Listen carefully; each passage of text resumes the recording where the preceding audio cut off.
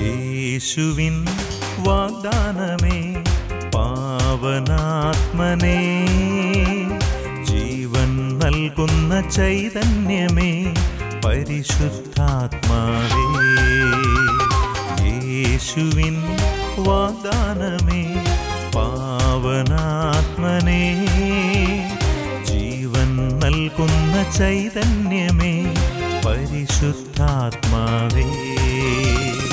ആത്മാവേ എന്നിൽ നിറയണമേ, ആത്മാവേ എന്നിൽ നിറയണമേ, അഭിഷേകത്തിൻ നിറവായി മാറ്റണമേ, അഭിഷേകത്തിൻ നിറവായി മാറ്റണമേ.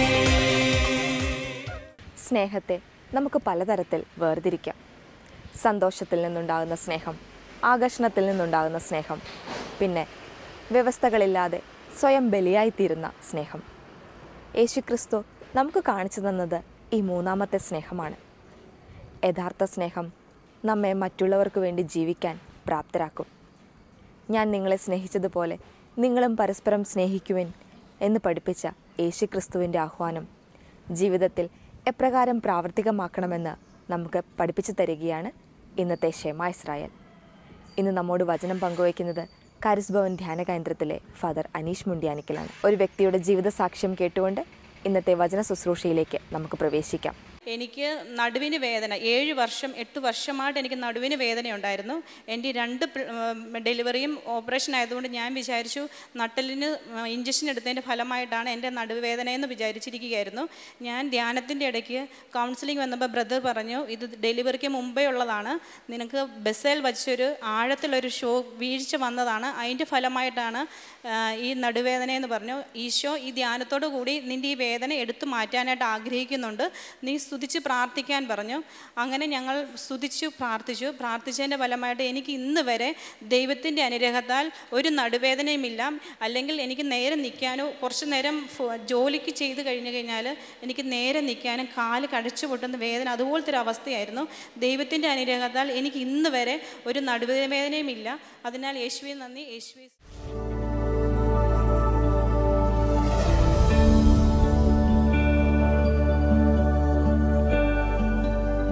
മിശിഹായിലേറ്റ സ്നേഹം നിറഞ്ഞ ഷെമ ഇസ്രായേലിൻ്റെ പ്രേക്ഷകരെ, ഇന്നത്തെ തിരുവചനത്തിലൂടെ ദൈവത്തിൻ്റെ പരിശുദ്ധാത്മാവ് നമ്മളോട് സംസാരിക്കാൻ ആഗ്രഹിക്കുന്നത് യേശു നൽകുന്ന പുതിയ കൽപ്പനയും അത് നമ്മുടെ ജീവിതത്തിൽ എങ്ങനെ പ്രാവർത്തികമാക്കണം എന്നുള്ളതിൻ്റെ നിർദ്ദേശങ്ങളാണ്.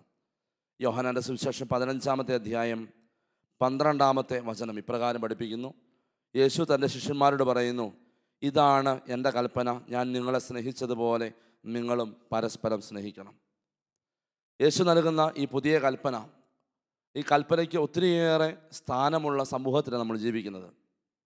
സ്നേഹമെന്ന വാക്കിൻ്റെ അർത്ഥം എന്താണെന്ന് മനസ്സിലാക്കാൻ പറ്റാത്ത വിധത്തിൽ സ്വാർത്ഥതയും സ്വയം സന്തോഷങ്ങളും അഹങ്കാരവും തന്നിഷ്ടവും ഒക്കെ പെരുകി ഒത്തിരിയേറെ ആളുകൾ വേദനകളിലൂടെയും ബുദ്ധിമുട്ടുകളിലൂടെയും ഒക്കെ കടന്നു പോകുന്ന സമൂഹത്തിലാണ് നമ്മൾ ജീവിക്കുന്നത്. എന്നെ കേൾക്കുന്ന പലരും ഇപ്പോൾ ഒറ്റപ്പെടലിൻ്റെ ഏതെങ്കിലും തുരുത്തിലായിരിക്കുന്നവർ, മറ്റുള്ളവരിൽ നിന്നും സ്നേഹം ലഭിക്കാതെ നിരാശയിലും ദുഃഖത്തിലും കഴിയുന്നവർ, മറ്റുള്ളവരുടെ കരുതലും അതുപോലെ തന്നെ സാന്നിധ്യവും അനുഭവിച്ചറിയാൻ പറ്റാതെ ലഭിക്കേണ്ട സ്നേഹം കിട്ടാത്ത മക്കൾ, മാതാപിതാക്കൾ ഒക്കെ ഒരുപക്ഷെ വചനം ശ്രമിക്കുന്നുണ്ടാവാം. പ്രിയമുള്ളവരെ, ഈശോ ഈ ലോകത്തിന് വേണ്ടി പുതിയൊരു കൽപ്പന നൽകുകയാണ്. എല്ലാ നിയമങ്ങളെയും പൊളിച്ചെഴുതി നിയമത്തിൻ്റെ പൂർത്തീകരണമായി പുതിയൊരു കൽപ്പന, സ്നേഹത്തിൻ്റെ കൽപ്പന, അത് നമ്മൾ ഈശോയിൽ കാണുന്നുമുണ്ട്. 10 പ്രമാണങ്ങൾ, ദൈവം മോശ വഴി നൽകിയ 10 പ്രമാണങ്ങളെ കർത്താവ് ഒരു ഫരിസേയൻ വന്ന് ചോദിക്കുമ്പോൾ വളരെ കൃത്യമായിട്ട് അത് വിവരിക്കുന്നുണ്ട്. ഏതാണ് ഏറ്റവും പ്രധാനപ്പെട്ട കൽപ്പന എന്ന് ചോദിക്കുമ്പോൾ യേശു പറയുന്നു, ഏറ്റവും പ്രധാനപ്പെട്ട കൽപ്പന നിന്റെ ദൈവമായ കർത്താവിനെ പൂർണ്ണ ഹൃദയത്തോടും പൂർണ്ണ ആത്മാവോടും പൂർണ്ണ ശക്തിയോടും കൂടെ സ്നേഹിക്കുക എന്നുള്ളതാണ്. ഇതിന് തത്തുല്യമായ മറ്റൊരു കൽപ്പന കൂടിയുണ്ട്. അത് നിന്നെപ്പോലെ നിൻ്റെ അയൽക്കാരനെ സ്നേഹിക്കുക. അങ്ങനെ 10 പ്രമാണങ്ങളെ 2 പ്രമാണങ്ങളായിട്ട് കർത്താവ് അത് നിക്ഷിപ്തപ്പെടുത്തുന്നുണ്ട്. ആ 2 പ്രമാണങ്ങളിൽ പൊതുവായിട്ട് കാണുന്ന ഒരു വാക്കാണ് സ്നേഹം എന്ന് പറഞ്ഞാൽ ദൈവത്തെ സ്നേഹിക്കേണ്ടതുപോലെ സ്നേഹിക്കുക, സഹോദരങ്ങളെ സ്നേഹിക്കേണ്ടതുപോലെ സ്നേഹിക്കുക. ഈ സ്നേഹം എപ്രകാരമായിരിക്കണമെന്നാണ് ഈശോ ഇന്നത്തെ ഈ വചനത്തിലൂടെ യോഹന്നാന്റെ സുവിശേഷം 15-ാമത്തെ അധ്യായത്തിൽ 12-ാമത്തെ വചനത്തിലൂടെ നമുക്ക് വെളിപ്പെടുത്തുന്നത്. ഇതാണ് എൻ്റെ കൽപ്പന. എന്താണ് ആ കൽപ്പന? ഞാൻ നിങ്ങളെ സ്നേഹിച്ചതുപോലെ നിങ്ങൾ പരസ്പരം സ്നേഹിക്കണം. ഞാൻ നിങ്ങളെ സ്നേഹിച്ചതുപോലെ എന്ന് പറഞ്ഞാൽ ക്രിസ്തു നമ്മളെ ഓരോരുത്തരെയും ഈ ലോകത്തെയും സ്നേഹിച്ചതുപോലെ ഞാനും നിങ്ങളും പരസ്പരം സ്നേഹിക്കണമെന്നതാണ് പുതിയ കൽപ്പനയുടെ ഏറ്റവും വലിയ സാരാംശം. എങ്ങനെയാണ് ക്രിസ്തു ഈ ലോകത്തെ സ്നേഹിച്ചത്? ഫിലിപ്പിയർക്ക് എഴുതിയ ലേഖനത്തിൽ 2-ാമത്തെ അധ്യായത്തിൽ പൗലോസ്ലീഹ വളരെ കൃത്യമായിട്ട് പഠിപ്പിക്കുന്നുണ്ട് എങ്ങനെയാണ് ക്രിസ്തു ലോകത്തെ സ്നേഹിച്ചത്. അവൻ തന്നെ ശൂന്യനാക്കി ദാസൻ്റെ രൂപം സ്വീകരിച്ച് നമ്മളിലൊരുവനായി അവൻ ഈ ലോകത്തെ സ്നേഹിച്ചു എന്ന് പറഞ്ഞാൽ തന്നെ താഴ്ത്തിയാണ് ലോകത്തെ സ്നേഹിക്കുന്നത്. പ്രിയപ്പെട്ടവരെ, ഒന്നാമത്തെ കാര്യം, എങ്ങനെയാണ് ക്രിസ്തു ഞാനും നിങ്ങളും നമ്മുടെ കൂടെ വസിക്കുന്നവരെ അല്ലെങ്കിൽ നമ്മുടെ സ്നേഹം ആഗ്രഹിക്കുന്നവരെ സ്നേഹിക്കാൻ ആഗ്രഹിക്കുന്നത് എന്ന് ചോദിച്ചാൽ എളിമപ്പെടുത്തി സ്നേഹിക്കാനാണ് കർത്താവ് ആഗ്രഹിക്കുന്നത്. എളിമയോടെ സ്നേഹിക്കുക, എളിമയുടെ മനോഭാവം ഉണ്ടായിരിക്കുക എന്നുള്ളത് പ്രധാനപ്പെട്ടതാണ് പ്രിയപ്പെട്ടവരെ. അതുകൊണ്ട് യേശു സ്നേഹിച്ചത് കാലിത്തൊഴുത്തിൽ ഒരു കുഞ്ഞായി കന്നുകാലികളുടെ ഇടയിലേക്ക് വന്ന് പിറക്കുന്നവൻ, ലോകത്തിൻ്റെ സൃഷ്ടാവും പരിപാലകനുമായ ദൈവം ആർക്കും വിശ്വസിക്കാനാവാത്ത വിധത്തിൽ ബെത്ലഹേമിൽ വാഗ്ദാനങ്ങളിലൊക്കെ പൂർത്തീകരണമായി ജനിക്കുമ്പോൾ എൻ്റെ പ്രിയപ്പെട്ടവരെ എളിമയാണ് കാണിക്കുന്നത്.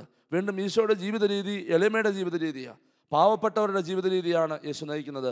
നസ്രത്തിലെ ഒരു പാവപ്പെട്ട കൽപ്പണിക്കാരൻ്റെയും അതുപോലെ ഒരു പാവപ്പെട്ട ആട്ടിടയ സ്ത്രീയുടെയും മകനായിട്ട് ജനിച്ചുകൊണ്ട് ആ പാവപ്പെട്ട സാഹചര്യത്തിൽ യേശു ജീവിച്ചു വളരുന്നു, തന്നെ എളിമപ്പെടുത്തി. പ്രിയപ്പെട്ടവരെ, അതുകൊണ്ട് യേശു നമ്മളൊക്കെ മറ്റുള്ളവരെ സ്നേഹിക്കണമെന്ന് ആഗ്രഹിക്കുന്ന പശ്ചാത്തലം ഇതാണ്.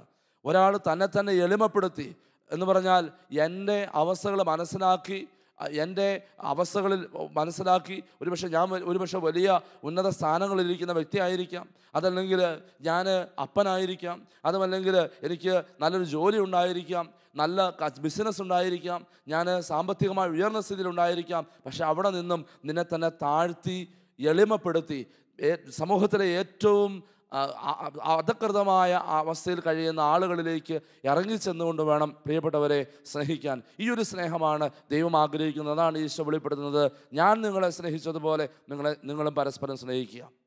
രണ്ടാമത്തെ തലം എന്ന് പറയുന്നത് യേശുവിൻ്റെ സ്നേഹം എങ്ങനെ സ്നേഹിക്കണം. യേശു തൻ്റെ പരസ്യജീവിതകാലം മുഴുവൻ 3 വർഷക്കാലം മുഴുവൻ ശുശ്രൂഷ ചെയ്ത് ജീവിച്ചു. അത് യേശുവിൻ്റെ മനോഭാവമാണ്. അപ്പോൾ സ്നേഹിക്കേണ്ടത് എങ്ങനെയാണെന്ന് ഈശോ നമുക്ക് കാണിച്ചു തരികയാണ്. ശുശ്രൂഷ ചെയ്ത് സ്നേഹിക്കുക. നമ്മുടെയൊക്കെ ജീവിതത്തിൻ്റെ ഒരു പ്രധാനപ്പെട്ട തലമാണ് പഠനം കഴിഞ്ഞ കുഞ്ഞുങ്ങൾ ജോലിക്ക് വേണ്ടി പോകുന്നു, ജോലി തേടി പോകുന്നു. നല്ലൊരു ജോലി കിട്ടാൻ വേണ്ടി വിദേശ രാജ്യങ്ങളിലോ സ്വദേശത്തോ ഒക്കെ ഏറ്റവും നല്ല ജോലിക്ക് വേണ്ടി ആത്മാർത്ഥമായിട്ട് പരിശ്രമിക്കുന്നു. എന്തിനു വേണ്ടി? പലപ്പോഴും പ്രിയപ്പെട്ടവരെ ഒന്ന് ചിന്തിച്ചാൽ നമ്മുടെ തന്നെ ഉദരപൂരണത്തിനും ഒരുപക്ഷെ സാമ്പത്തികമായിട്ട് ഉയരാനും വലിയൊരു വീട് പണിയാനും കുറച്ച് സ്ഥലം മേടിച്ചിടാനും അല്ലെങ്കിൽ വലിയൊരു കെട്ടിടം പണിയാനും അങ്ങനെ വലിയ ബിസിനസ് സാമ്രാജ്യം തുടങ്ങാനും ഒക്കെ ഒരുപാട് വലിയ വലിയ ആഗ്രഹങ്ങൾ, സ്വാർത്ഥമായ ആഗ്രഹങ്ങൾക്ക് വേണ്ടിയാണ് പ്രിയപ്പെട്ടവരെ പലപ്പോഴും നമ്മുടെ പഠനം അവസാനിപ്പിച്ച് ജോലിയിലേക്ക് പ്രവേശിക്കുക. പക്ഷേ യേശു തൻ്റെ പഠനം അവസാനിപ്പിച്ച് തൻ്റെ കുടുംബ പശ്ചാത്തലത്തിലെ പഠനം അവസാനിപ്പിച്ച് ഒരുപക്ഷെ യഹൂദ നിയമങ്ങളൊക്കെ പഠിച്ചവസാനിപ്പിച്ച് 30-ാമത്തെ വയസ്സിൽ പുറത്തേക്ക് ഇറങ്ങുന്നത് ലോകത്തിന് മുഴുവൻ ശുശ്രൂഷ ചെയ്യാൻ വേണ്ടിയാണ്. എത്ര പേർക്കുണ്ട് ഇന്ന് ഈ ശുശ്രൂഷ മനോഭാവം? പ്രാർത്ഥനയ്ക്ക് വേണ്ടി ജോലി ലഭിക്കുവാൻ വേണ്ടി പ്രാർത്ഥിക്കുവാനൊക്കെ കടന്നു വരുന്ന മക്കൾ പലപ്പോഴും കടന്നു വരുമ്പോൾ ഞാൻ ചോദിക്കാറുണ്ട്, എന്ത് മനോഭാവത്തോടെയാണ് നീ ജോലി കിട്ടാൻ ആഗ്രഹിക്കുന്നത്? ശുശ്രൂഷ ചെയ്യാൻ വേണ്ടിയാണ്, ലോകത്തിന് വേണ്ടി, മറ്റുള്ളവർക്ക് വേണ്ടി, പാവപ്പെട്ടവർക്ക് വേണ്ടി, അതുമല്ലെങ്കിൽ നിൻ്റെ ശുശ്രൂഷ ആവശ്യമുള്ളവർക്ക്. ഈ ഒരു മനോഭാവം ഇല്ലാത്തതിൻ്റെ പേരിൽ പ്രിയപ്പെട്ടവരെ ഇന്ന് നമ്മുടെ സമൂഹത്തിൽ എത്രയോ അധികം പേര് വേദനയുടെയും ബുദ്ധിമുട്ടുകളിലൂടെയും കടന്നു പോകുന്നുണ്ട്. ചില ഓഫീസുകളിലൊക്കെ കയറി ഇറങ്ങി അവസാനം മടുത്ത് സഹികെട്ട് ആ ഓഫീസിലുള്ള ആളുകളെയൊക്കെ പഴി പറഞ്ഞ് എല്ലാത്തിനും അഴിമതിയാണ്, എല്ലാത്തിനും പ്രശ്നമാണെന്ന് പറഞ്ഞ് കടന്നു പോകുന്ന എത്രയോ പേര് നമ്മുടെ കൺമുൻപിലുണ്ട്. ഒരുപക്ഷേ നിൻ്റെ ഒരു ഒപ്പ്, നിൻ്റെ ഒരു സഹായം, നീ ചെയ്യേണ്ട ജോലി അത് ചെയ്യേണ്ടതുപോലെ ചെയ്യാത്തത് കൊണ്ട് ആത്മഹത്യയിലേക്കും അതുപോലെ തന്നെ മരണത്തിലേക്കും അതുമല്ലെങ്കിൽ ജീവിതത്തിൽ ഏറ്റവും അധപ്പതിച്ച അവസ്ഥയിലേക്കും കടന്നു പോകുന്ന എത്രയോ ആളുകളുണ്ട്.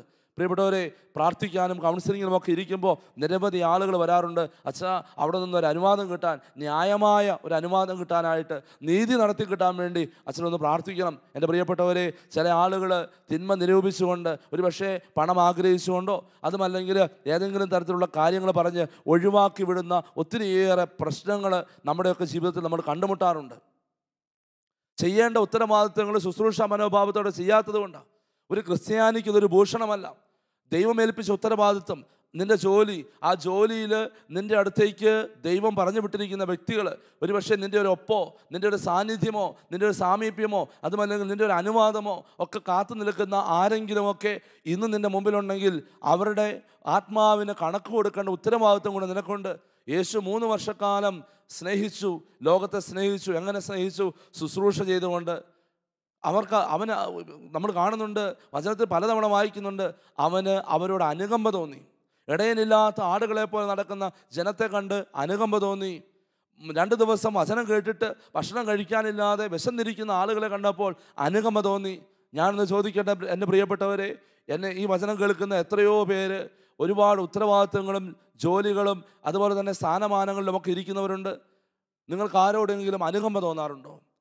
നിങ്ങളുടെ ജോലി മേഖലയിലേക്ക് കടന്നു വരുന്ന, നിങ്ങളുടെ സഹായം പ്രതീക്ഷിച്ച്, ഒരുപക്ഷെ നിങ്ങളൊരു വാക്ക് പ്രതീക്ഷിച്ച്, ഒരുപക്ഷെ നിങ്ങളുടെ ഒരു പ്രവൃത്തി, ഒരു സ്നേഹത്തിൻ്റെ പ്രവൃത്തി പ്രതീക്ഷിച്ച് കടന്നു വരുന്ന ഒരു വ്യക്തിയോട് കാണിക്കുന്ന മനോഭാവം എന്താണ്? ക്രൈസ്തവരായ വ്യക്തികൾ വ്യത്യസ്തമായി ചിന്തിക്കുകയും വ്യത്യസ്തമായി പ്രവർത്തിക്കുകയും ചെയ്യേണ്ടവരാണ്. അതാണ് ക്രൈസ്തവ മുഖമുദ്ര എന്ന് പറയുന്നത്. ക്രിസ്തുവിൻ്റെ അനുയായി എന്ന് പറയുന്ന വ്യക്തി അതാണ്. പക്ഷേ ദൗർഭാഗ്യമെന്ന് പറയട്ടെ, പലരും ഇന്ന് കടന്നു പോകുന്ന എതിർ സാക്ഷ്യങ്ങളുമായിട്ടാണ്. ക്രിസ്തുവിന് എതിർ സാക്ഷ്യം നൽകുന്നവർ. ഇങ്ങനെയൊക്കെ ജീവിക്കാൻ പറ്റുമോ വെച്ചാൽ? എല്ലാവരും ഒക്കെ അങ്ങനെ പോകുമ്പോൾ ഞങ്ങൾക്കും അങ്ങനെ പോകേണ്ടി വരും. എൻ്റെ പ്രിയപ്പെട്ടവരെ, എല്ലാവരും പോകുന്ന വഴിയെ പോകുന്നവരല്ല ക്രിസ്ത്യാനി. പ്രിയപ്പെട്ടവരെ, തിരിച്ചറിയണം, നിന്നെ ഏൽപ്പിച്ച ഉത്തരവാദിത്വം മറന്ന് നീ അഴിമതിക്കും അക്രമത്തിനും സ്നേഹരാഹിത്യത്തിനും ഒക്കെ കൂട്ടുനിൽക്കുന്നുണ്ടെങ്കിൽ, പ്രിയപ്പെട്ടവരെ, കർത്താവിൻ്റെ മുമ്പിൽ കൃത്യമായിട്ട് കണക്ക് ബോധിപ്പിക്കേണ്ടി വരും. ഈ ഭൂമിയിൽ തിന്മയ്ക്കുള്ള പ്രതിഫലവും അതുപോലെ തന്നെ ഈ ഭൂമിയിലെ ജീവിതത്തിന് ശേഷം ആ തിന്മയ്ക്കുള്ള നിത്യ നരകവും അർഹമാക്കേണ്ടി വരും. അതുകൊണ്ട് ദൈവം, ഈശോ നമ്മളെ പഠിപ്പിച്ചു തരുന്ന ഞാൻ നിങ്ങളെ സ്നേഹിച്ചതുപോലെ നിങ്ങൾ പരസ്പരം സ്നേഹിക്കുമെന്ന് പറയുമ്പോൾ ഈ ശുശ്രൂഷയുടെ മനോഭാവം നമ്മുടെയൊക്കെ ജീവിതത്തിലേക്ക് കടന്നു വരേണ്ടതുണ്ട്. അതെല്ലാവരുടെയും ജീവിതം, വൈദികരുടെയും സന്യസ്തരുടെയും അധ്യാപകരുടെയും ഡോക്ടർമാരുടെയും നഴ്സുമാരുടെയും എഞ്ചിനീയർമാരുടെയും അതുപോലെ തന്നെ ഗവൺമെൻറ് ഉദ്യോഗസ്ഥരുടെയും ഒക്കെ ജീവിതത്തിലേക്ക്, സാമൂഹ്യ പ്രവർത്തകൻ്റെ ജീവിതത്തിലേക്ക് ഈ ഒരു ഉത്തരവാദിത്വ ബോധം കടന്നു വരേണ്ടതുണ്ട്. നീ നിൻ്റെ സഹോദരനെ ശുശ്രൂഷിക്കാൻ വേണ്ടി ദൈവം നിനക്ക് നൽകിയിരിക്കുന്ന ഉത്തരവാദിത്വമാണ്. അത് ഭംഗിയായിട്ട് നിർവഹിക്കാൻ പരിശ്രമിക്കുക, കർത്താവിന് മുമ്പിൽ കണക്ക് കൊടുക്കുവാനും കണക്ക് ബോധിപ്പിക്കുവാനും. പ്രിയപ്പെട്ടവരെ, മറ്റൊരു തലം, മൂന്നാമത്തെ ഒരു തലം ഈ യേശു പഠിപ്പിക്കുന്നത്, ഞാൻ നിങ്ങളെ സ്നേഹിച്ചതുപോലെ നിങ്ങളും പരസ്പരം സ്നേഹിക്കണമെന്ന ഈ കൽപ്പന എന്താണെന്ന് ചോദിച്ചാൽ, യേശു കുരിശോളം തന്നെ താഴ്ത്തിയാണ് സ്നേഹിച്ചത്. പ്രിയപ്പെട്ടവരെ, ഒരു പക്ഷേ നമ്മൾ ഏതെങ്കിലുമൊക്കെ നല്ല വ്യക്തികൾക്ക് വേണ്ടി ജീവൻ ബലി കഴിക്കാനൊക്കെ തയ്യാറായേക്കാം. കർത്താവ് പറയുന്നു, പാപികൾക്ക് വേണ്ടി, നാം പാപികളായിരിക്കെ നമുക്ക് വേണ്ടി അവൻ തൻ്റെ ജീവിതം ബലി കഴിച്ചുവെന്ന്. പ്രിയപ്പെട്ടവരെ, അതുകൊണ്ട് കർത്താവിൻ്റെ സ്നേഹത്തിൻ്റെ ആഴം മനസ്സിലാക്കണമെങ്കിൽ കർത്താവ് താൻ സ്നേഹിച്ചവർക്ക് വേണ്ടി തന്നെ പൂർണ്ണമായും സമർപ്പിക്കാൻ തയ്യാറായി. എളിമപ്പെടുക മാത്രമല്ല, ശുശ്രൂഷയിലൂടെ തന്നെ പൂർണ്ണമായിട്ടും സമൂഹത്തിന് വിട്ടുകൊടുക്കുക മാത്രമല്ല, തൻ്റെ ജീവൻ പോലും ബലി കഴിക്കുവാൻ, താൻ എന്തിനു വേണ്ടി നിലകൊണ്ടുവോ അതിനുവേണ്ടി തൻ്റെ ജീവിതം പോലും ത്യജിക്കുവാനായിട്ട് തയ്യാറായവനാണ് യേശു ക്രിസ്തു. ആ ഈശോയാണ് നമുക്ക് കൽപ്പന തരുന്നത്, പുതിയ കൽപ്പന തരുന്നത്, ഞാൻ നിങ്ങളെ സ്നേഹിച്ചതുപോലെ നിങ്ങളും പരസ്പരം സ്നേഹിക്കുവിൻ. പലപ്പോഴും മാതാപിതാക്കൾ പറയുന്ന ഒരു പരാതിയുണ്ട്, ഞാൻ മക്കൾക്ക് വേണ്ടി ജീവിച്ചു, ഞങ്ങൾ മക്കൾക്ക് വേണ്ടി ജീവിച്ചു. പ്രിയപ്പെട്ടവരെ, സത്യമാണ്, മക്കൾക്ക് വേണ്ടിയാണ് ജീവിക്കേണ്ടത്. മക്കൾക്ക് വേണ്ടി ജീവിച്ചാണ് നമ്മുടെ ജീവിതം, മാതാപിതാക്കളുടെ ജീവിതം ഇല്ലാതായി തീരേണ്ടത്. മക്കൾക്ക് വേണ്ടി ജീവിച്ചാണ് മാതാപിതാക്കളുടെ ജീവിതം കുരിശിൻ്റെ ജീവിതമായി, ബലി ജീവിതമായി തീരേണ്ടത്. പ്രിയപ്പെട്ടവരെ, അതുപോലെ തന്നെ ഞാൻ എന്നെ ഏൽപ്പിച്ചിരിക്കുന്ന ഉത്തരവാദിത്തങ്ങൾ നിർവഹിക്കാൻ വേണ്ടി ഞാൻ എൻ്റെ ജീവിതം ബലി കഴിക്കുന്നുണ്ടെങ്കിൽ, എൻ്റെ ജീവിതം ബലിയായിട്ട് സമർപ്പിക്കുന്നുണ്ടെങ്കിൽ, പ്രിയപ്പെട്ടവരെ, അതാണ് യഥാർത്ഥമായ സ്നേഹം, യേശു പഠിപ്പിക്കുന്ന പുതിയ കൽപ്പനയിലെ സ്നേഹമെന്ന് പറയുന്നത്. പലപ്പോഴും ഇത് സാധിക്കാതെ വരുന്നു. നമ്മുടെ ജീവിതത്തിലൊക്കെ എന്തെങ്കിലുമൊക്കെ ഈ ജീവിതവുമായി ബന്ധപ്പെട്ട്, കുടുംബജീവിതവുമായി ബന്ധപ്പെട്ട്, അല്ലെങ്കിൽ സന്യാസ ജീവിതവുമായി ബന്ധപ്പെട്ട് ചില സഹനങ്ങളും ബുദ്ധിമുട്ടുകളും ഒക്കെ കടന്നു വരുമ്പോൾ എത്രമാത്രം നമ്മൾ പരിഭവം പറയാറുണ്ട്, എത്രമാത്രം നമ്മൾ മറ്റുള്ളവരോട് പരാതി പറയാറുണ്ട്. ഒരു പക്ഷേ നീ ചെയ്ത ഒരു കാര്യത്തിന് ഒത്തിരി ബഹുമാനവും മൂല്യമൊക്കെ കിട്ടുമ്പോൾ എത്രമാത്രം നീ അതിനെ ഉയർത്താറുണ്ട്. അതോ ഞാൻ ചെയ്തതുകൊണ്ടാണ് അത് വിജയിച്ചത്, ഞാൻ ചെയ്തതുകൊണ്ടാണ് അത് ഇങ്ങനെ ആയിത്തീർന്നത്. പ്രിയപ്പെട്ടവരെ, ഇത് ബലി ജീവിതത്തിൽ എന്തിനാണ്? ബലിയായിട്ട് തീരുന്ന ഒരു വ്യക്തി താൻ ചെയ്ത കാര്യങ്ങളെപ്പറ്റി പ്രഘോഷിക്കുകയോ തൻ്റെ ജീവിതത്തിൽ സങ്കടങ്ങളും ബുദ്ധിമുട്ടുകളും വരുമ്പോൾ മറ്റുള്ളവരുടെ മുമ്പിലേക്ക് എടുത്തിട്ട് സഹതാപം പിടിച്ചു പറ്റാൻ പരിശ്രമിക്കുകയില്ല. പകരം ബലി ജീവിതം നയിക്കുന്ന വ്യക്തി യേശുവിനെ പോലെ സ്വയം ബലി വസ്തുവായിത്തീരും, സ്വയം എരിഞ്ഞില്ലാതായിത്തീരും. ഒരു മെഴുകുതിരി പോലെ മറ്റുള്ളവർക്ക് പ്രകാശം പരത്തിക്കൊണ്ട് ഇല്ലാതായി തീരാനായിട്ടാണ് കർത്താവ് നമ്മളെ പഠിപ്പിക്കുന്നത്. അതുകൊണ്ട് ഈശോ പഠിപ്പിക്കുന്ന ഞാൻ നിങ്ങളെ സ്നേഹിച്ചതുപോലെ പരസ്പരം സ്നേഹിക്കുന്നുള്ള കൽപ്പനയ്ക്ക് ഈ ഒരു അർത്ഥമുണ്ട്. ഇല്ലാതായിത്തീരുക, നീ ഇല്ലാതായിത്തീരണം. നീ പ്രവൃത്തി ചെയ്ത് ഇല്ലാതായിത്തീരണം. നീ മറ്റുള്ളവർക്ക് വേണ്ടി ഇല്ലാതായിത്തീരണം. പ്രിയപ്പെട്ടവരെ, ആരൊക്കെ മറ്റുള്ളവർക്ക് വേണ്ടി ഇല്ലാതായിത്തീർന്നിട്ടുണ്ടോ അവരുടെയൊക്കെ നാമം ഇന്ന് നിലനിൽക്കുന്നുണ്ട്. അത് ക്രൈസ്തവ സഭയിലായിക്കോട്ടെ, പുറത്തായിക്കോട്ടെ, ഏതെങ്കിലും മറ്റു വ്യക്തികൾക്ക് വേണ്ടി ജീവനെ ത്യജിക്കാൻ തയ്യാറായവർ, ഒരുപക്ഷെ ജീവിതം മുഴുവൻ ഒഴിഞ്ഞു വച്ചിരിക്കുന്നവർ, അവരുടെയൊക്കെ നാമം ഇന്നും നിലനിൽക്കുന്ന നാമമാണ്. എൻ്റെ പ്രിയപ്പെട്ടവരെ, അതുകൊണ്ട് തിരിച്ചറിയുക, കർത്താവ് പഠിപ്പിക്കുന്ന കൽപ്പന വളരെ പ്രധാനപ്പെട്ടതാണ്. പുതിയ കൽപ്പന വളരെ പ്രധാനപ്പെട്ടതാണ്. ഞാൻ നിങ്ങളെ സ്നേഹിച്ചതുപോലെ നിങ്ങളും പരസ്പരം സ്നേഹിക്കണം. എൻ്റെ പ്രിയപ്പെട്ടവരെ, രണ്ടാമത്തെ ഭാഗം ഇതാണ്. ഞാൻ നിങ്ങളെ സ്നേഹിച്ചതുപോലെ നിങ്ങൾ പരസ്പരം സ്നേഹിക്കണം. 1 യോഹന്നാൻ 4-ാമത്തെ അധ്യായത്തിൽ വളരെ വ്യക്തമായിട്ട് നമ്മൾ കാണുന്നുണ്ട്. യോഹന്നാൻ ശ്രീ പഠിപ്പിക്കുന്നു, പ്രിയപ്പെട്ടവരെ, നമുക്ക് പരസ്പരം സ്നേഹിക്കാം. എന്നാൽ സ്നേഹം ദൈവത്തിൽ നിന്നുള്ളതാണ്. സ്നേഹിക്കുന്ന ഏവനും ദൈവത്തിൽ നിന്ന് ജനിച്ചവനാണ്, അവൻ ദൈവത്തെ അറിയുകയും ചെയ്യുന്നു. സ്നേഹിക്കാത്തവൻ ദൈവത്തെ അറിഞ്ഞിട്ടില്ല, കാരണം ദൈവം സ്നേഹമാണ്. എൻ്റെ പ്രിയപ്പെട്ടവരെ, അതുകൊണ്ട് രണ്ടാമത്തെ ഭാഗമെന്ന് പറയുന്നത് മറ്റുള്ളവരെ സ്നേഹിക്കുന്ന വ്യക്തിക്ക് മാത്രമേ ദൈവത്തെ സ്നേഹിക്കാൻ പറ്റൂ. യോഹന്നാൻ ഇങ്ങനെ പറഞ്ഞു വയ്ക്കുന്നുണ്ട്, കാണപ്പെടുന്ന സഹോദരനെ സ്നേഹിക്കാത്തവന് കാണപ്പെടാത്ത ദൈവത്തെ സ്നേഹിക്കാൻ സാധ്യമല്ല എന്ന് പറഞ്ഞാൽ ആ വ്യക്തിക്ക് പിന്നെ ദൈവവുമായിട്ടൊരു ബന്ധവുമില്ല. കാണപ്പെടുന്ന സഹോദരങ്ങളുമായിട്ട് ഏതെങ്കിലും തരത്തിലുള്ള ഭിന്നതയോ അസ്വസ്ഥതകളോ ഏതെങ്കിലും തരത്തിലുള്ള വഴക്കുകളോ ഏതെങ്കിലും ക്ഷമിക്കാൻ പറ്റാത്ത മേഖലകളോ ഒക്കെ ഉണ്ടെങ്കിൽ ആ വ്യക്തിക്ക് പിന്നെ ദൈവത്തെ സ്നേഹിക്കാൻ പറ്റില്ല. സ്നേഹിക്കാത്ത വ്യക്തിക്ക് എന്താ കുഴപ്പം? ദൈവത്തെ സ്നേഹിക്കുന്നവർക്ക്, റോമാക്കാർക്ക് എഴുതിയ ലേഖനത്തിൽ പൗലോസ്ലീഹ പഠിപ്പിക്കുന്നുണ്ട്, ദൈവത്തെ സ്നേഹിക്കുന്നവർക്ക്, അവിടുത്തെ പദ്ധതി അനുസരിച്ച് വിളിക്കപ്പെട്ടവർക്ക് അവിടുന്ന് എല്ലാം നന്മയ്ക്കായിട്ട് പരിണമിപ്പിക്കും. അപ്പോൾ ദൈവത്തെ സ്നേഹിക്കുന്ന വ്യക്തികൾക്കാണ് എല്ലാം നന്മയ്ക്കായിട്ട് മാറ്റിത്തരുന്ന ദൈവം. ഇന്ന് നീ അനുഭവിക്കുന്ന തിന്മകളും, ഇന്ന് നീ അനുഭവിക്കുന്ന കഷ്ടപ്പാടുകളും, ഇന്ന് നീ അനുഭവിക്കുന്ന കടന്നു പോകുന്ന സഹനങ്ങളും, ഇതൊക്കെ എല്ലാവരുടെയും ജീവിതത്തിലുണ്ട്. പക്ഷേ ചിലരുടെ ജീവിതത്തിൽ ഈ തിന്മകൾ നന്മകളായിട്ട് വളരെ വേഗം മാറുന്ന കാണാൻ സാധിക്കും. എങ്ങനെ സാധിക്കുന്നത്? അത് സഹോദരങ്ങളെ സ്നേഹിക്കുന്നവർക്ക് ദൈവത്തെ സ്നേഹിക്കാൻ പറ്റും. അങ്ങനെ ദൈവത്തെ സ്നേഹിക്കുന്നവർക്ക് ദൈവസ്നേഹം അനുഭവിക്കാൻ പറ്റും. ദൈവം അവരുടെ ജീവിതത്തിൽ തക്ക സമയത്ത് ഇടപെടുകയും ചെയ്യും. പ്രിയപ്പെട്ടവരെ, അതുകൊണ്ട് യോഹന്നാൻ പറയുന്ന വചനം കേൾക്കുക. കാണപ്പെടുന്ന സഹോദരനെ, നിന്റെ കൺമുമ്പിൽ കാണുന്ന നിൻ്റെ ജീവിത പങ്കാളിയെ, നിന്റെ കൺമുമ്പിൽ കാണുന്ന നിൻ്റെ അപ്പനെ, നിൻ്റെ അമ്മയെ, നിന്റെ കൺമുമ്പിൽ കാണുന്ന നിൻ്റെ സഹോദരനെ, നിന്റെ കൺമുമ്പിൽ കാണുന്ന നിൻ്റെ അയൽവക്കംകാരനെ, നിൻ്റെ അയൽവക്കംകാരിയെ സ്നേഹിക്കാൻ പറ്റുന്നില്ല എങ്കിൽ എൻ്റെ പ്രിയപ്പെട്ടവരെ, നിനക്ക് ദൈവത്തെ സ്നേഹിക്കാൻ പറ്റില്ല. ദൈവസ്നേഹം നിന്നിൽ കുടികൊള്ളില്ല. അതുകൊണ്ട് തന്നെ ദൈവാനുഗ്രഹം നിനക്ക് സ്വന്തമാക്കാൻ പറ്റില്ല. നീ എന്നും ഇങ്ങനെ കണ്ണുനീരോടെയും ശപിച്ചും വിലപിച്ചും കുറ്റപ്പെടുത്തിയും കുറ്റം പറഞ്ഞും മുന്നോട്ട് പോകുന്ന വ്യക്തിയായിത്തീരും. അതുകൊണ്ട് തിരിച്ചറിയുക, ഈ രണ്ടാമത്തെ ഭാഗം തിരിച്ചറിയുക. കർത്താവ് നമ്മളിൽ നിന്ന് ആവശ്യപ്പെടുന്നത് സഹോദരങ്ങളെ സ്നേഹിക്കുക. ആരോടെങ്കിലും പിണക്കമുണ്ടെങ്കിൽ, ആരോടെങ്കിലും വിദ്വേഷമുണ്ടെങ്കിൽ, ആരോടെങ്കിലും വൈരാഗ്യമുണ്ടെങ്കിൽ നമുക്ക് ക്ഷമിക്കാം, പൊറുക്കാം.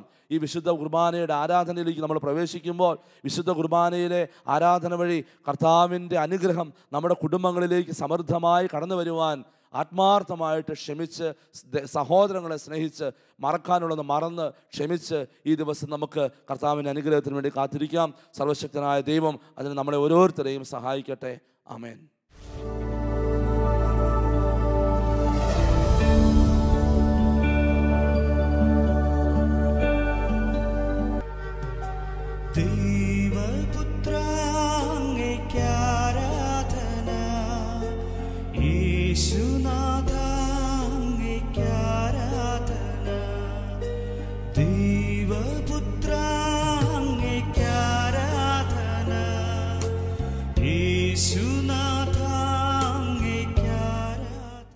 പരിശുദ്ധ പരമ ദിവ്യകാരുണ്യത്തിന് എന്നേരവും ആരാധനയും സ്തുതിയും പുകഴ്ചയും ഉണ്ടായിരിക്കട്ടെ. വിശേഷാൽ സ്നേഹമുള്ളവരെ, ഇതാ വിശുദ്ധ കുർബാനയായി ഈശോ നമ്മുടെ അടുക്കലേക്ക് കടന്നു വരുന്നു. നമ്മളെ ഓരോരുത്തരെയും കാണുന്ന ദൈവം, നമ്മളെ തിരിച്ചറിയുന്ന ദൈവം. ഏത് ജനമധ്യത്തിലാണെങ്കിലും നിന്നെ വ്യക്തിപരമായി അറിയാൻ കഴിയുന്ന തമ്പുരാൻ നിൻ്റെ കൂടെയുണ്ട്. നമ്മുടെ ഓരോ ദേവാലയങ്ങളിലും ദിവ്യ സക്രാരികളിൽ നമുക്കായി കാത്തിരിക്കുന്ന ഈശോ, ഓരോ വിശുദ്ധ കുർബാനയിലും നമുക്കായി മുറിയപ്പെടുന്ന ഈശോ, നമുക്കായി തൻ്റെ ശരീരവും രക്തവും പങ്കുവെച്ച് തരുന്ന ഈശോ ഇതാ അപ്പത്തോളം ചെറുതായി നമ്മുടെ ഇടയിലേക്ക് കടന്നു വന്നിരിക്കുന്നു. ഈശോയെ, അങ്ങയെ ഞങ്ങൾ ആരാധിക്കുന്നു, സ്തുതിക്കുന്നു, നന്ദി പറയുന്നുവെന്ന് പറയാം. പ്രിയമുള്ളവരെ, നമ്മൾ കർത്താവിൻ്റെ കരങ്ങളിലേക്ക് കൊടുക്കുന്നതൊന്നും കുറയുകയില്ല, കൂടുകയേ ഉള്ളൂ. നമുക്കറിയാം, 5 അപ്പവും 2 മീനും ഒരു കുഞ്ഞിൻ്റെ കൈവശമുണ്ടായിരുന്നു. അത് ശിഷ്യന്മാർ മേടിച്ച് യേശുവിൻ്റെ കരങ്ങളിലേക്ക് കൊടുത്തു. അത് വർദ്ധിക്കുകയാണ് ചെയ്തത്, ഒരിക്കലും അത് കുറയുകയല്ല ചെയ്തത്. ദൈവത്തിൻ്റെ കരങ്ങളിലേക്ക് നിൻ്റെ കുറവുകളെയും നിൻ്റെ ബലഹീനതകളെയും നിൻ്റെ ആവശ്യങ്ങളെയും ഒക്കെ കൊടുത്ത് പ്രാർത്ഥിക്കുക. നിനക്കുള്ളതും നിനക്കായതുമെല്ലാം ഈശോയുടെ കരങ്ങളിലേക്ക് ഇപ്പോൾ സമർപ്പിച്ചുകൊണ്ട് പ്രാർത്ഥിക്കട്ടെ. കരങ്ങൾ യാചനാപൂർവം തുറന്നു പിടിച്ചുകൊണ്ട് ഇപ്പോൾ ആയിരിക്കുക. നമ്മൾ കേട്ട വചനത്തിൻ്റെ ശക്തി, നമ്മൾ തിരിച്ചറിഞ്ഞ ഈശോയുടെ സാന്നിധ്യം വിശുദ്ധ കുർബാനയിലൂടെ ഇപ്പോൾ നിങ്ങളുടെ ജീവിതത്തിലേക്ക്, നിങ്ങളുടെ കുടുംബത്തിലേക്ക് കടന്നു വരട്ടെ. കരങ്ങൾ യാചനാപൂർവം പിടിച്ചുകൊണ്ട് എല്ലാവരും ദിവ്യകാരുണ്യത്തിലെ ഈശോയെ നോക്കി താഴ്ന്ന സ്വരത്തിൽ സ്തുതിച്ച് പ്രാർത്ഥിച്ചുകൊണ്ടിരിക്കട്ടെ. ഹല്ലേലൂയ, ഹല്ലേലൂയ, ഹല്ലേലൂയ, ഹല്ലേലൂയ, ഹല്ലേലൂയ, ഹല്ലേലൂയ. കർത്താവേ, കാരുണ്യവാനായ ദൈവമേ, ഇപ്പോൾ ഈ മക്കളെ കാണണമേ. അങ്ങ് ഞങ്ങളെ ഓരോരുത്തരെയും കാണുന്നു. ഞങ്ങളുടെ ജീവിതത്തിലേക്ക് കടന്നു വരാൻ അങ്ങ് ആഗ്രഹിക്കുന്നു. ഞങ്ങളുടെ കുടുംബത്തിലേക്ക് കടന്നു വരാൻ അങ്ങ് ആഗ്രഹിക്കുന്നു. ഈശോയെ, ഇപ്പോൾ കടന്നു വരണമേ. ഈ നിമിഷം തന്നെ ഞങ്ങൾ അങ്ങേ ആരാധിക്കുന്ന നിമിഷം അങ്ങ് ഞങ്ങളുടെ കൂടെ വന്ന് വസിക്കണമേ. ഹല്ലേലൂയ, ഹല്ലേലൂയ, ഹല്ലേലൂയ, ഹല്ലേലൂയ, ഹല്ലേലൂയ, ഹല്ലേലൂയ, ഹല്ലേലൂയ, ഹല്ലേലൂയ. കരങ്ങൾ കൂപ്പാം. ദിവ്യകാരുണ്യനാഥനായ ഈശോയെ നോക്കാം. നമ്മൾ വചനത്തിലൂടെ ശ്രവിച്ചു. എൻ്റെ കൽപ്പന ഇതാണ്, ഞാൻ നിങ്ങളെ സ്നേഹിച്ചതുപോലെ നിങ്ങളും പരസ്പരം സ്നേഹിക്കണം. പ്രിയപ്പെട്ടവരെ, ഇതൊരു വെറും വാക്കല്ല, വേണമെങ്കിൽ അനുസരിക്കേണ്ട ഒരു വാക്കല്ല, ഇത് കൽപ്പനയാണ്. കൽപ്പന നിർബന്ധമായും അനുസരിക്കേണ്ട കാര്യമാണ്. കാരണം അതിന് തൊട്ട് മുമ്പത്തെ വചനത്തിൽ ഈശോ പറയുന്നുണ്ട്, ഞാനിത് നിങ്ങളോട് പറഞ്ഞത് എൻ്റെ സന്തോഷം നിങ്ങളിൽ കുടികൊള്ളാനും നിങ്ങളുടെ സന്തോഷം പൂർണ്ണമാകാനും വേണ്ടിയാണ്. എൻ്റെ സന്തോഷം, അതായത് ദൈവത്തിൻ്റെ സന്തോഷം, ദൈവികമായ സന്തോഷം നിങ്ങളിൽ കുടികൊള്ളാൻ വേണ്ടിയാണ് ഞാനിത് നിങ്ങളോട് പറയുന്നതും പറഞ്ഞതും. സന്തോഷം ഉണ്ടാകാൻ വേണ്ടിയാണ് ഞാൻ നിങ്ങളോട് പറയുന്നത്, സമാധാനം ഉണ്ടാകാൻ വേണ്ടിയാണ് ഞാൻ നിങ്ങളോട് പറയുന്നത്. പ്രിയപ്പെട്ടവരെ, നിങ്ങളുടെ സന്തോഷം പൂർണ്ണമാകാൻ വേണ്ടി കൂടിയാണ് പറയുന്നത്. ചിലർക്കൊന്നും പൂർണ്ണമായ സന്തോഷം കിട്ടുന്നില്ല. എന്തു ചെയ്താലും ചില ചെറിയ സന്തോഷങ്ങളൊക്കെ കിട്ടും, എങ്കിലും പൂർണ്ണമാകുന്നില്ല. ചില കാര്യങ്ങളൊക്കെ ചെയ്യുമ്പോൾ ചെറിയ ചെറിയ സന്തോഷങ്ങളൊക്കെ കിട്ടുന്നുണ്ട്, പക്ഷേ പൂർണ്ണമാകുന്നില്ല. പ്രിയപ്പെട്ടവരെ, വിശുദ്ധ അഗസ്തീനോസ് പറഞ്ഞതുപോലെ, അഗസ്തീനോസ് പഠിപ്പിച്ചതുപോലെ നമുക്ക് ഒന്നും പൂർണ്ണമാക്കാൻ പറ്റില്ല. യേശുവിനെ കൂടാതെ, ദൈവത്തെ കൂടാതെ ഒന്നും പൂർണ്ണമാക്കാൻ പറ്റില്ല. മറ്റൊരു സന്തോഷത്തിനും നമ്മുടെ സന്തോഷം പൂർണ്ണമാക്കാൻ പറ്റില്ല. കാരണം ദൈവമാണല്ലോ നമുക്ക് ജന്മം നൽകിയത്, നമ്മളെ പരിപാലിക്കുന്നത്. നീ എന്തിൻ്റെ പിന്നാലെ പോയാലും സമ്പത്ത് നിനക്ക് സന്തോഷം തരില്ല. നിൻ്റെ സന്തോഷത്തെ പൂർണ്ണമാക്കാൻ സമ്പത്തിന് പറ്റില്ല. നിൻ്റെ സന്തോഷത്തെ പൂർണ്ണമാക്കാൻ നീ ഇന്ന് വിചാരിക്കുന്ന അനുഗ്രഹങ്ങൾക്ക് പറ്റില്ല. നീ ഇന്ന് വിചാരിക്കുന്ന നല്ലൊരു വീട് കെട്ടിയാൽ നിനക്ക് സന്തോഷം പൂർണ്ണമാകുമെന്നാണ്, പക്ഷെ പൂർണ്ണമാകില്ല. പ്രിയപ്പെട്ടവരെ, സന്തോഷം പൂർണ്ണമാകാൻ വേണ്ടി ഈശോ പറയുന്ന കാര്യം ഇതാണ്, ഞാൻ നിങ്ങളെ സ്നേഹിച്ചതുപോലെ നിങ്ങളും പരസ്പരം സ്നേഹിക്കണം. ഞാൻ നിങ്ങളെ സ്നേഹിച്ചതുപോലെ നിങ്ങളും പരസ്പരം സ്നേഹിക്കണം. ഒന്ന് ആലോചിച്ച് എൻ്റെ പ്രിയപ്പെട്ട മകനെ, മകളെ, നിൻ്റെ കുടുംബത്തിൽ, ദൈവം നിനക്ക് തന്നിരിക്കുന്ന കുടുംബത്തിൽ ആരോടെങ്കിലും നിനക്ക് പിണക്കമോ വിദ്വേഷമോ വൈരാഗ്യമോ ഒക്കെ ഉണ്ടെങ്കിൽ ഈ കൽപ്പന ലംഘിച്ചല്ലേ നമ്മൾ ജീവിക്കുന്നത്. ദൈവത്തിൻ്റെ കൽപ്പന ലംഘിച്ചാൽ പിന്നെ ദൈവാനുഗ്രഹം കടന്നു വരുമോ? നിനക്ക് നിൻ്റെ സഹോദരനോടോ നിൻ്റെ സഹോദരിയോടോ നിൻ്റെ അയൽപക്കംകാരനോടോ നീ കണ്ടുമുട്ടുന്ന ഏതെങ്കിലും വ്യക്തികളോടോ പിണക്കം ഉണ്ടെങ്കിൽ ആ പിണക്കം പരിഹരിക്കണം, രമ്യതയെ പരിഹരിക്കണം. കാരണം ദൈവകൽപ്പനയ്ക്ക് വിരുദ്ധമായിട്ട് നീ പോയാൽ നിനക്ക് നഷ്ടം മാത്രമേ ഉണ്ടാകൂ, നിനക്കൊരു നേട്ടം ഉണ്ടാവില്ല. എത്രമാത്രം നീ കരങ്ങൾ ഉയർത്തിയാലും ദൈവസന്നിധിയിലേക്ക് നിൻ്റെ കരത്തിൻ്റെ ശക്തി ഉയരില്ല. കാരണം കാണപ്പെടുന്ന സഹോദരനെ സ്നേഹിക്കാത്തവന് കാണപ്പെടാത്ത ദൈവത്തെ സ്നേഹിക്കാൻ പറ്റില്ല എന്ന് പറഞ്ഞ ദൈവം, ആ ദൈവം നിന്നെ കാണുന്നുണ്ട്, ആ പരിശുദ്ധാത്മാവ് നിന്നെ കാണുന്നുണ്ട്. അതുകൊണ്ട് ആരോടെങ്കിലും ക്ഷമിക്കാനുണ്ടെങ്കിൽ ഈ സമയം ക്ഷമിച്ച് പ്രാർത്ഥിച്ചുകൊണ്ടിരിക്കട്ടെ. ക്ഷമിക്കാൻ പറ്റാത്ത മേഖലയിലെ ബന്ധനങ്ങൾ അഴിയട്ടെ. ക്ഷമിക്കരുതെന്ന് പഠിപ്പിക്കുന്നത് പിശാചാണ്. ക്ഷമിക്കരുതെന്ന് പഠിപ്പിക്കുന്ന പിശാചാണ്. കാരണം പിശാചിന് നിൻ്റെ ജീവിതത്തിൽ അനുഗ്രഹം വരുന്നത് കാണുമ്പോൾ അസൂയയാണ്. അതുകൊണ്ട് ക്ഷമിക്കണം. നീ നിൻ്റെ സഹോദരങ്ങളോട് ക്ഷമിക്ക്, ജീവിത പങ്കാളിയോട് ക്ഷമിക്ക്. ക്ഷമിക്കുന്നുണ്ടെങ്കിൽ നീ ചെയ്യേണ്ടത് ആ വ്യക്തിക്ക് വേണ്ടി പ്രാർത്ഥിക്കണം. ആ വ്യക്തിക്ക് വേണ്ടി പ്രാർത്ഥിക്കണം. ഒന്ന്, കരങ്ങൾ ഉയർത്തി ഈശോയിലേക്ക് സമർപ്പിച്ചുകൊണ്ട് ആരോടാണ് നിനക്ക് വിരോധമുള്ളത്, ആരോടാണ് നിനക്ക് വിദ്വേഷമുള്ളത്, ആ വ്യക്തിയുടെ പേര് ഈശോയുടെ മുമ്പിലേക്ക് കൊടുത്തുകൊണ്ട് ക്ഷമിച്ച് പ്രാർത്ഥിക്കട്ടെ. അങ്ങനെ കർത്താവിൻ്റെ കൽപ്പന പൂർത്തിയാകട്ടെ. ഞാൻ നിങ്ങളെ സ്നേഹിച്ചതുപോലെ നിങ്ങളും പരസ്പരം സ്നേഹിക്കണം. ഇതെൻ്റെ കൽപ്പനയാണ്. ഈശോയെ, ഇപ്പോൾ ക്ഷമിച്ച് പ്രാർത്ഥിക്കുന്ന ഓരോ മക്കളുടെ മേലുമുള്ള സകല തിന്മയുടെ സ്വാധീനങ്ങളും എടുത്തു മാറ്റണമേ. രോഗികൾക്ക് സൗഖ്യം കൊടുക്കണമേ, ബന്ധനം അഴിക്കണമേ. കർത്താവെ, ചില മാരക രോഗങ്ങൾക്ക് അടിമപ്പെട്ട മക്കൾക്ക് സൗഖ്യം കൊടുക്കണമേ. കർത്താവെ, ക്ഷമിക്കാൻ പറ്റാത്തത് കൊണ്ട് ഒരുപാട് വേദനയും അസ്വസ്ഥതകളുമായി നടക്കുന്ന മക്കൾക്ക് ക്ഷമിക്കാനുള്ള കൃപ കൊടുക്കണമേ. കർത്താവെ, ഈ പൈശാചിക ബന്ധനങ്ങളെല്ലാം അഴിച്ചു മാറ്റണമേ. ക്ഷമിക്കാൻ പറ്റാത്ത വിധത്തിൽ ആന്തരിക മുറിവുകളുമായി കടന്നു പോകുന്ന മക്കൾ, വലിയ ഭാരവുമായി കടന്നു പോകുന്ന മക്കളുടെ എല്ലാ ഭാരങ്ങളും ഈ സ്വയം ഏറ്റെടുക്കണമേ. ഹല്ലേലൂയ, ഹല്ലേലൂയ, ഹല്ലേലൂയ. കെട്ടുവാനും അഴിക്കുവാനും വിശുദ്ധീകരിക്കുവാനും വിടുതൽ നൽകുവാനുള്ള അധികാരത്തോടെ നിങ്ങൾക്ക് വേണ്ടി പ്രാർത്ഥിക്കുന്നു, ഇപ്പോഴും എപ്പോഴും എന്നേക്കും. ആമേൻ. പരിശുദ്ധ പരമ ദിവ്യ കാരുണ്യ നാഥനായ ഈശോയ്ക്ക് എന്നേരവും ആരാധനയും സ്തുതിയും പുകഴ്ചയും ഉണ്ടായിരിക്കട്ടെ. പരിശുദ്ധ പരമ